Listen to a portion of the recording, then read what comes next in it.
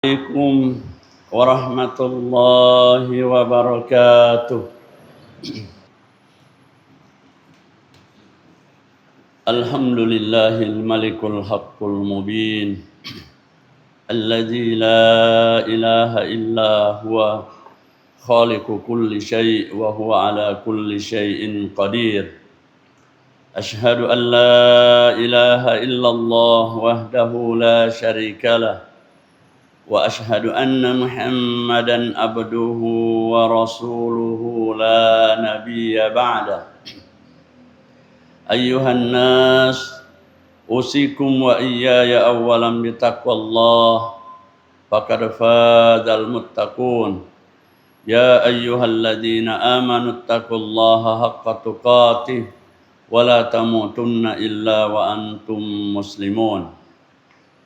Kaum muslimin dan muslimat sedang jamaah Jum'ah, kembali kita berharap semoga Allah Subhanahu wa taala semakin meridai, mencintai dan bahkan merahmati kita demi untuk kemuliaan hidup kita di dunia dan kebahagiaan keselamatan hidup kita di hari akhirat.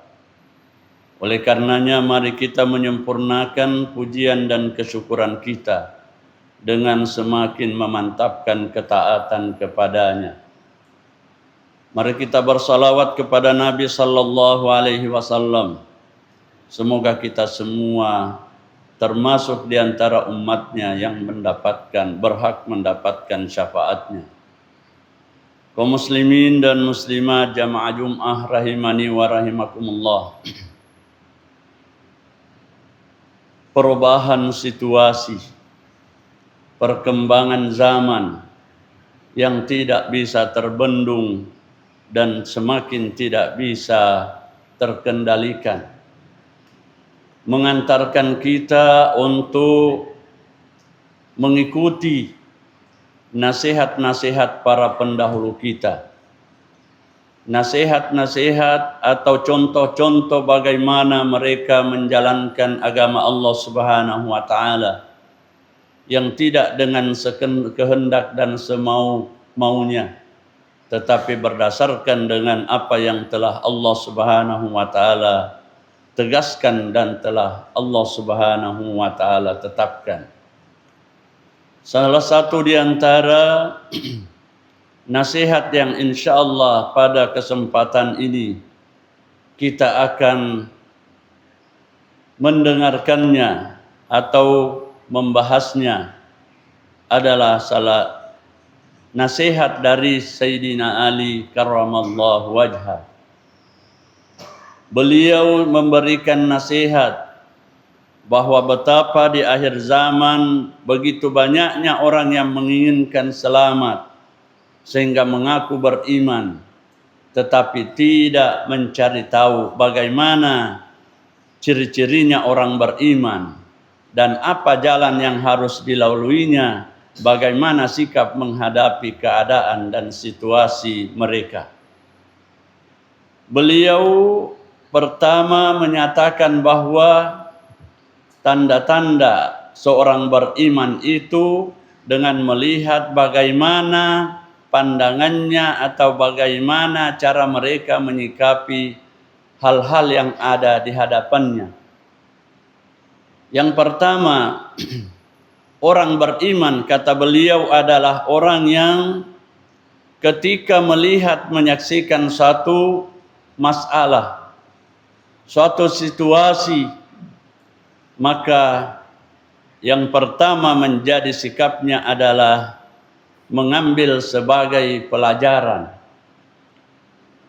Di akhir zaman, kata Nabi sallallahu alaihi wasallam, jauh lebih mudah mendapatkan musuh daripada mencari teman. Bahkan sahabat sendiri, bahkan sesama orang beriman begitu mudah meninggalkan saudaranya sesama orang beriman. Mengapa demikian? Itu karena apa yang disampaikan oleh Sayyidina Ali karramallahu wajhah. Ada sifat orang beriman yang tidak ada pada dirinya. Melihat suatu masalah atau masalah orang lain tidak mereka mengambil sebagai pelajaran. Pelajarannya adalah kalau itu terjadi pada orang lain itu pasti karena izin Allah, dan hal itu pun bisa terjadi pada saya karena kalau Allah menghendaki dan mentakdirkan.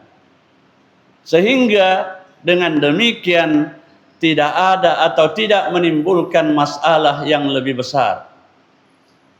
Mengapa banyak masalah yang terjadi? Karena sebenarnya banyak orang yang tidak perlu untuk terjun dan terlibat dalam masalah itu, atau keterlibatan mereka adalah untuk memperbaiki keadaan, namun mereka tidak berada pada jalan yang seharusnya mereka pada keadaan atau sikap yang dibenarkan.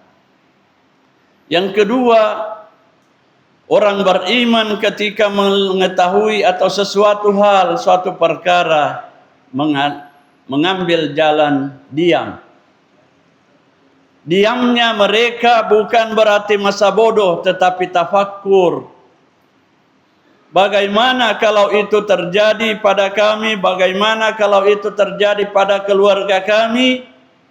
Dan yang kedua, apa urusan kami? Apa yang kami dapatkan dalam keterlibatan pada masalah tersebut? Mereka tafakkur. Adakah keuntungannya baik dunia apalagi akhirat? Atau malah menjadikan itu beban dan masalah? Adakah masa ketika kita ditanya suatu hari nanti di hari akhirat, mengapa engkau tidak menjalankan tugasmu? Bukan tugas kita adalah ketika kedua orang beriman yang bertikai atau bermasalah, tampillah di tengah untuk menjadi penengah dan menjali jalan islah. Sehingga kembali lagi Islam mendatangkan ketenangan. Keimanan itulah yang menghasilkan ketenangan. Dan kemudian selanjutnya kata beliau, dan apabila mendapatkan musibah atau sesuatu yang tidak menyenangkan, mereka itu sabar. Dan yang keempat, ketika mendapatkan kebahagiaan yang menggembirakan, yang menyenangkan, maka mereka itu bersyukur. Jamaah Jum'ah rahimani wa rahimakumullah, menghayati, meyakini hal-hal seperti ini, itulah yang dibutuhkan untuk mengantarkan diri dan jiwa kita untuk menjadi hamba Allah Subhanahu wa taala yang dicintai, yang disenangi oleh manusia, dan itulah yang telah dicontohkan oleh Nabi sallallahu alaihi wasallam. Apa yang menjadi permasalahan dunia atau kehidupan kita sekarang? Adakah yang kita menganggap bahwa tidak ada karena tidak adanya ilmu? Mari kita perhatikan, bukankah orang-orang yang bertikai dan tidak pernah mendapatkan ujung pertemuan dan kebaikan adalah orang yang merasa punya ilmu? Maka benar kata Imam Hambal, beliau mengatakan, ilmu itu la bikasratin wala maqal, tidak dilihat dari banyaknya dan tidak pula banyaknya ilmu yang diketahui dan banyaknya yang diucapkan. Tetapi kata beliau, ilmu itu bagaimana? Al ilmu nurun, ilmu itu adalah cahaya, yakzifu fil qalbi, yang Allah Subhanahu wa taala tanamkan, masukkan ke dalam hati, sehingga dari hati timbullah atau memerintahkan ke akal dan pikiran yang tidak pernah menginginkan atau menginginkan sesuatu masalah kepada yang lain, karena hati mengatakan apa yang kamu tidak suka maka jangan engkau berikan kepada orang lain. Apa yang engkau susah, jangan jadikan kesusahan bagi orang yang lain. Lalu kemudian kata beliau, itu semua hanya dengan jalan ilmu yang benar, ilmu yang padanya mengantar kepada hidayah atau rasa takut kepada Allah Subhanahu wa taala. Sehingga beliau mengatakan al-ilmu hasyatun. Ilmu itu adalah rasa takut. Kalau ada ilmu yang tidak mengantarkan rasa takut kepada Allah Subhanahu wa taala, itulah yang dimaksudkan oleh beliau, bukan penilaian ilmu itu dengan banyaknya atau lamanya kita belajar. Seorang syekh juga pernah menasihatkan bahwa ilmu itu bisa dipelajari, tapi iman itu tidak dipelajari, tetapi adalah Allah Subhanahu wa taala tetapkan kepada nabinya, telah ditanamkan dengan wahyu, dengan ilham, tetapi ketika kepada manusia seluruhnya tinggal mengikut kepada contoh dan tauladan nabinya. Al-Quran sepertiga berbicara tentang akidah, berbicara seterusnya berbicara tentang muamalah, ibadah, dan yang sepertiganya adalah al-qasas, kisah-kisah. Tujuan kisah-kisah itu, kisah orang yang baik adalah anjuran Allah untuk mengikutinya, dan kisah yang di dalam Al-Quran yang berbentuk kecelakaan dan musibah, Allah Subhanahu wa taala mengarahkan dan mengisyaratkan kita untuk meninggalkan dan menjauhinya. Jamaah Jum'ah rahimani wa rahimakumullah, mari kita perhatikan, kalau ilmu itu adalah takut, maka Allah Subhanahu wa taala berfirman, innama yakhsyallaha min ibadihil ulama. Sesungguhnya yang dapat takut kepada Allah Subhanahu wa taala adalah al-ulama, orang yang berilmu. Ilmu yang dimaksudkan adalah orang yang, kata beliau, kata Ibnu Taimiyah mengatakan bahwa man kana ya'rifullah, siapa yang mengenal Allah, mengetahui Allah, maka huwa ahwafullah, dialah yang paling takut kepada Allah.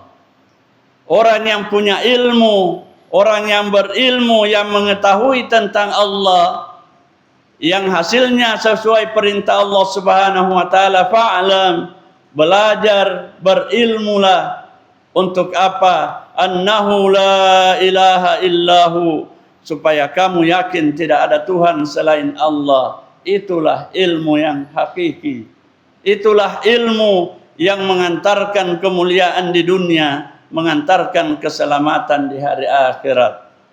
Maka siapa mereka yang takut kepada Allah Subhanahu wa taala?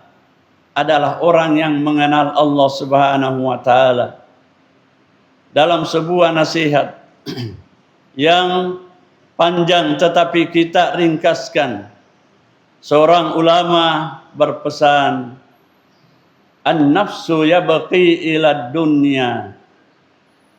Jiwa seseorang, jiwa manusia itu cenderung menangisi dunia. Artinya apa? Bersungguh-sungguh untuk dunia dan menangis dan merasa khawatir, merasa gundah dan gulana ketika tidak berhasil mendapatkannya. Apa kata beliau selanjutnya? Wa qad alimat, padahal mereka sungguh tahu, annas salamata minha, bahwa selamatnya seseorang dari dunia, tarku ma fiha, meninggalkan kesenangan atau meninggalkan perhiasannya. Lalu kemudian beliau menyampaikan bahwa i'lam, ketahuilah, sesungguhnya manusia itu menentukan hidupnya sendiri. Manusia itu adalah membangun apa yang dilakukannya adalah membangun masa depannya di hari akhirat. Man kana yubniha bi khair. Siapa yang membangun kebaikan, siapa yang membuat kebaikan, melakukan kebaikan, maka maka dia itu sungguh telah aflaha man zakkaha, dia telah berusaha mensucikan dirinya dan dia adalah orang yang paling beruntung. Wa man kana yabniha, siapa yang membangun selain daripada kebaikan. Dunia hanya dua. Agama bukan agama. Agama kebaikan, agama kebenaran. Selain dari agama kebatilan dan juga adalah keburukan. Bagaimana beliau berpesan, siapa yang membangun bisyarriha, keburukannya, maka faqad khaba man dassaha, sungguh dia telah mencelakakan dirinya. Kita ringkaskan. Di akhir beliau mengatakan, kenapa banyak manusia yang seolah-olah menjalankan agama ini sesuai dengan kehendaknya, bukan karena takutnya kepada Allah Subhanahu wa taala, bukan karena menginginkan keridaan Allah Subhanahu wa taala, disebabkan karena mereka tidak paham bahwa buah daripada agama itu adalah akhlak. Sehingga beliau mengatakan, wal karamatul akhlak wa makarimul akhlaki, dan kemuliaan akhlak itu adalah, kemuliaan orang beriman itu adalah akhlakun mutahharatun, akhlak yang bersih, akhlak yang suci kepada Allah Subhanahu wa taala. Akhlaknya pertama ditujukan, maka bagaimana berhubungan, bagaimana berinteraksi dengan Allah Subhanahu wa taala, ibadahnya didasarkan dengan kesungguhan, dengan rasa khawatir kalau tidak diterima atau belum diterima.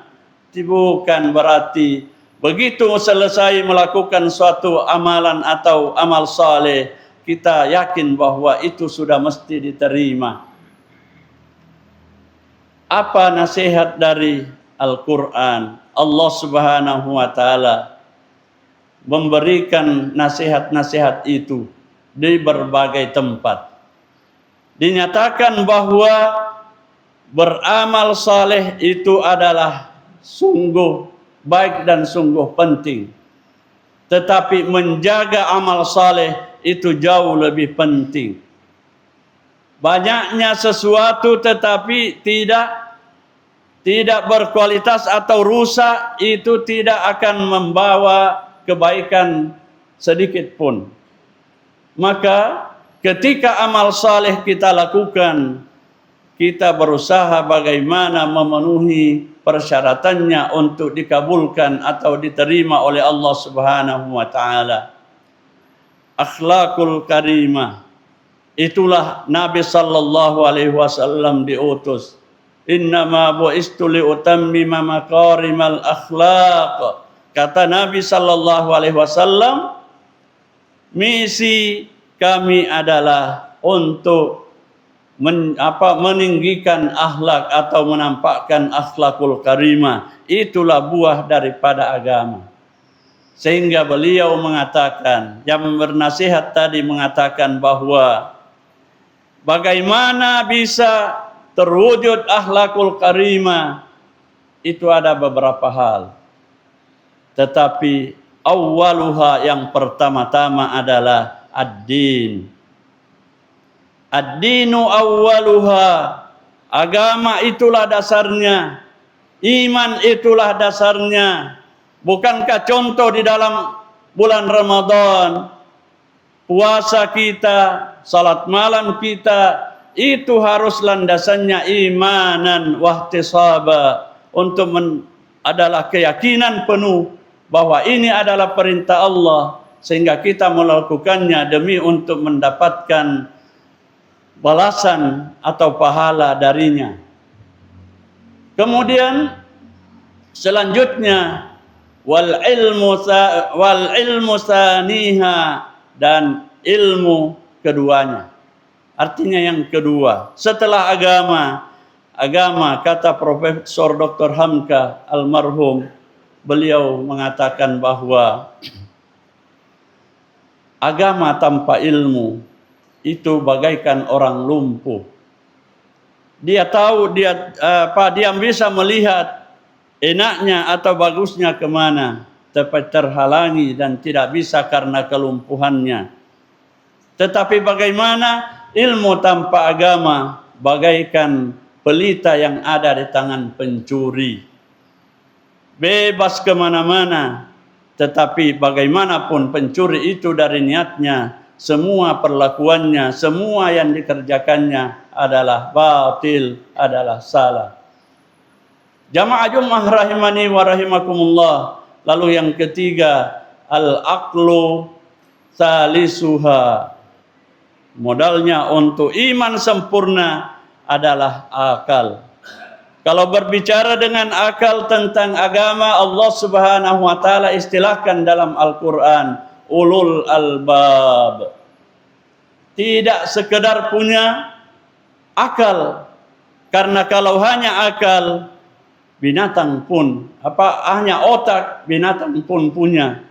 Tetapi apa akal yang dimaksudkan adalah akal yang bisa mengantarkan seseorang mendapatkan ilmu yang mendatangkan rasa takut kepada Allah Subhanahu wa taala. Kita mengatakan bahwa ilmu, bukankah banyak orang yang berilmu, tetapi apa yang dilarang oleh Allah Subhanahu wa taala mereka libatkan diri padanya. Apa yang Allah Subhanahu wa taala perintahkan mereka tidak mengerjakannya, mengamalkannya. Pertanda ilmunya, pengetahuannya tidak mengantar kepada meyakinkan Allah Subhanahu wa taala, takut kepadanya dan mentaatinya. Kemudian apa yang menjadi syarat yang utama? Itulah tadi, ilmu yang bisa berfungsi menjaga iman. Kalau iman dilandasi dengan ilmu, iman didasari dengan ilmu yang mengantarkan kepada keyakinan, maka dalam Al-Quran Allah Subhanahu wa taala mengisyaratkan iman itu adalah menambah atau mengokohkan iman dengan 3 hal. Yang pertama dengan zikir, yang kedua dengan tafakkur, yang ketiga adalah doa, berdoa atau bermunajat kepada Allah Subhanahu wa taala. Jamaah Jumat rahimani wa rahimakumullah. Lalu bagaimana kalau akal yang mendasari ilmu kemudian ilmu mengantarkan iman? Maka ar-rabi yang keempatnya itu adalah al-hilm. Semakin tinggi, semakin berisi ilmu agama seseorang, itu semakin lemah lembut. Lemah lembut bukan bahwa sekedar menundukkan, tetapi adalah berpendapat atau selalu merasa bahwa apa yang kami tahu orang lain juga pasti tahu, dan apa yang orang tahu mungkin belum tentu aku mengetahuinya. Itulah al-hilm. Lalu kemudian selanjutnya, hasil daripada agama yang dilandasi dengan ilmu karena akal yang sempurna, akal yang sesuai dengan petunjuk Allah Subhanahu wa taala adalah al-judu khamisuha. Kalau agama sudah meresap, dermawan itu lahir.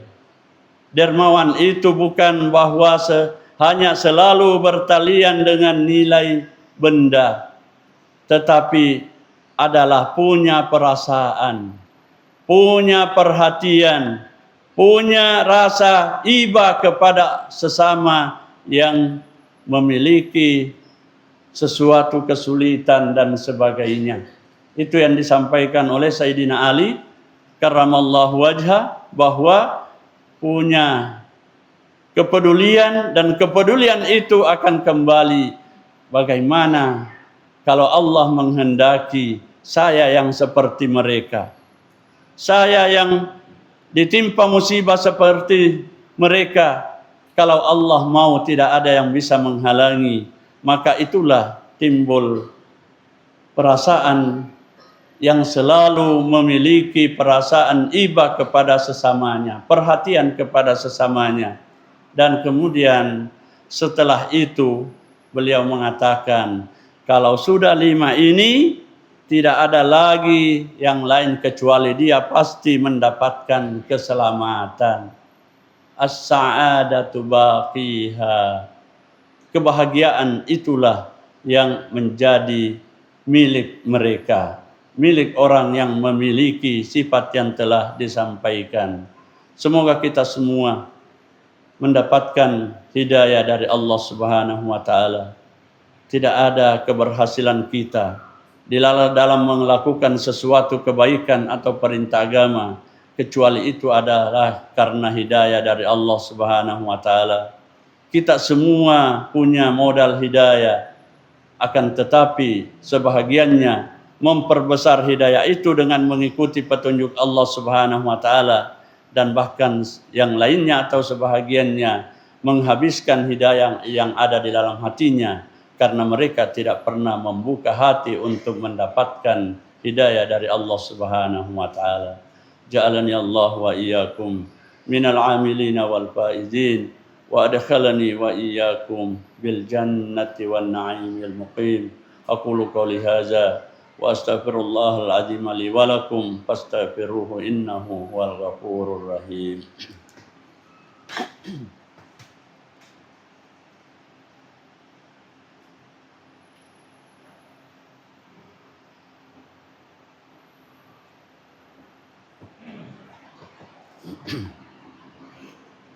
Alhamdulillahilladzi hadana li hadzal din wa ma kunna linahtadiya laula an hadanallah. Asyhadu an la ilaha illallah wahdahu la syarikalah wa asyhadu anna Muhammadan abduhu wa rasuluh. Allahumma salli ala Muhammadin wa ala alihi wa sahbihi wa man tabi'ahum bi ihsanin ila yaumiddin. Amma ba'du, fa ya ibadallah, usikum wa iyaya awalan bitaqwallah faqad fazal muttaqun. Ya ayyuhalladzina amanu taqullaha haqqa tuqatih wa la tamutunna illa wa antum muslimun. Jamaah Jumat rahimani wa rahimakumullah. Kita semua berharap semoga kita semua bisa bahagia di dunia dan bahagia di akhirat. Namun kehendak Allah Subhanahu wa taala dan takdirnya telah ditetapkan buat kita masing-masing. Bukan berarti Allah Subhanahu wa taala salah dalam langkahnya, akan tetapi Allah Subhanahu wa taala telah menetapkan bahwa kesusahan itu di baliknya ada nikmat kalau kita benar di dalam menerimanya. Nikmat Allah Subhanahu wa taala atau kesenangan itu pun adalah nikmat ketika kita mampu mengetahuinya dan kemudian menerima sebagai mestinya. Kesabaran dan kesyukuran, satu tempat insya Allah nanti di hari kemudian. Begitu tingginya kesabaran bertemu dengan orang yang kesyukurannya tinggi atau maksimal, maka itulah Allah Subhanahu wa taala memberikan kita ilmu untuk mengetahui hal itu, sehingga kita berusaha tidak pesimis dengan kekurangan yang kita dapatkan karena melihat kelebihan orang lain, tetapi kita selalu alhamdulillah di bawah kita masih banyak yang lebih kurang atau lebih susah daripada kita. Maka itu adalah jalan untuk memupuk kesabaran. Kesemuanya itu hanya dengan hati yang bersih. Mari kita bersihkan hati dengan beristighfar sesungguhnya kepada Allah Subhanahu wa taala. Tidak hanya pada lisan kita, tetapi sampai ke dalam hati kita. Karena Allah Subhanahu wa taala yang dilihatnya adalah apa yang ada di dalam hati kita. Allahumma ighfir lil muslimina wal muslimat wal mu'minina wal mu'minat al ahya'i minhum wal amwat innaka sami'un qaribun mujibud da'awat wa ya qadiyal hajat. Allahumma arinal haqqa haqqa warzuqna ittiba'ah wa arinal batila batila warzuqna ijtinabah. Allahumma aqsim lana min khasyatik ma tahulu bihi bainana wa baina ma'siyatina wa min ta'atika ma tuballighuna bihi jannatak wa minal yaqini ma tuhawwinu alaina bihi masa'ibad dunya wa matti'na Allahumma bi asma'ina wa absarina wa quwwatina abadan ma ahyaitana waj'al sa'rana ala man zalamana wansurna ala man 'adana wa la taj'al musibatana fi dinina wa la taj'alid dunya akbar hammina wa la mablagha ilmina wa la tusallit alaina man la yakhafuka fina wa la yarhamuna. Allahumma ansur ihwanana al-muslimina al-mujahidina fi Gaza. Allahumma ansur ihwanana al-muslimina fi Palestin. Allahumma ansur ihwanana al-muslimina al-mujahidina fi ayyi makan. Ya Aziz, Ya Qawi. Rabbana hablana min azwajina wa dhurriyyatina qurrata a'yun waj'alna lil muttaqina imama. Rabbana zalamna anfusana wa illam taghfir lana wa tarhamna lanakunanna minal khasirin. Rabbana taqabbal minna salatana wa siyamana wa jami'i a'malina innaka antas samiul alim wa tub alaina innaka antat tawwabur rahim. Rabbana la tuzigh qulubana ba'da idh hadaitana wa hab lana min ladunka rahmah innaka antal wahhab. Rabbana atina fid dunya hasanah wa fil akhirati hasanah wa qina adzabannar. Hadanallahu wa iyyakum ajma'in. Wassalamu alaikum warahmatullahi wabarakatuh.